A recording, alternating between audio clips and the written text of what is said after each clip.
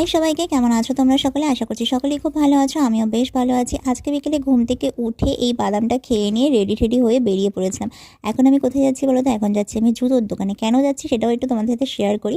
2024 তো এখন পড়েই গেছে, বাট 2023-এ আমার সাথে যে ঘটনাগুলো ঘটেছে সেটা একটু তোমাদের সাথে বলি। প্রথমে চুরি হয়েছিল আমার ফোন, তারপরে তো পুজোর সময় আমার হেলমেট চুরি ছিল, সেটা আমি তোমাদের সাথে একটা শর্টসের মাধ্যমে বলেছিলাম।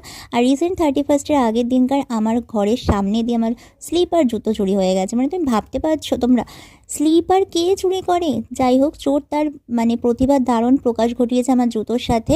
এইসব ভাবতে ভাবতেই চলে আসলাম বাঙে এসে আমরা এখানে অর্ডার করেছিলাম একটা চিকেন স্ট্রিপ, যেটা ছিল আজকে একদম বাজেটের মধ্যে। চিকেনের নামমাত্র ছিল বললে চলে।